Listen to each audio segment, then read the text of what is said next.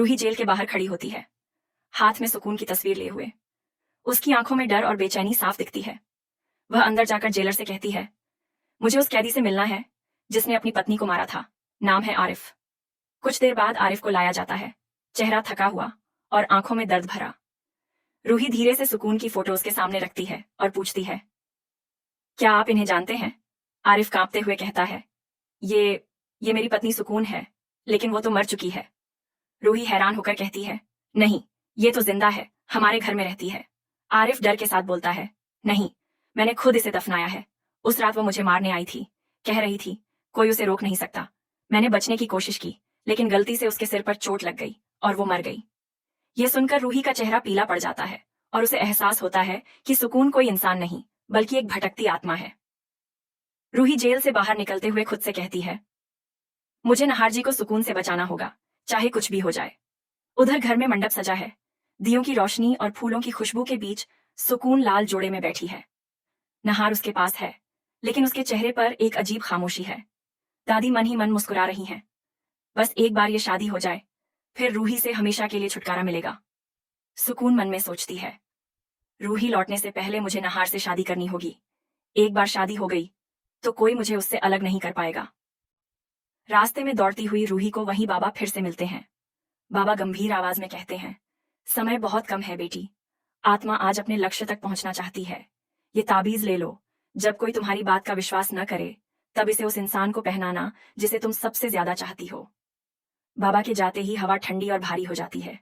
मंडप में नहार सुकून की मांग भरने ही वाला होता है कि तभी दरवाजा खुलता है और तूफानी हवा के साथ रूही की आवाज गूंजती है, रुको, ये शादी नहीं हो सकती। सब चौंक जाते हैं। सुकून के चेहरे पर गुस्सा और डर दोनों झलकते हैं। सुकून कहती है, तुम फिर आ गई, अब बहुत देर हो चुकी है। दादी गुस्से में चिल्लाती हैं, इस बार तेरा ड्रामा नहीं चलेगा रूही, बाहर निकल जा। लेकिन रूही सबके सामने डेथ सर्टिफिकेट और फोटो दिखाती है।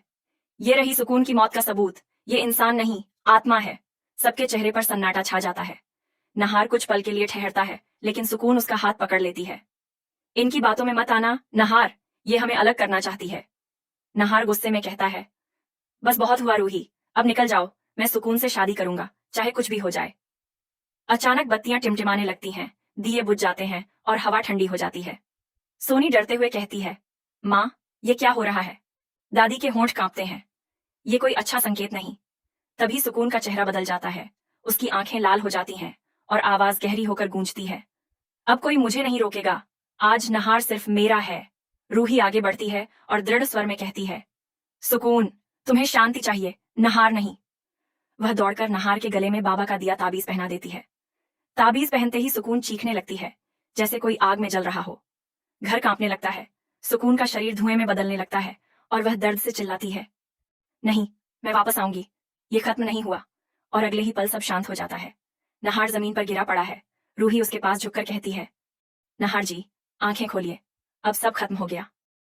नहार धीरे धीरे होश में आता है और रूही का हाथ पकड़कर कहता है, रूही, मैं कितना अंधा था, माफ कर दो।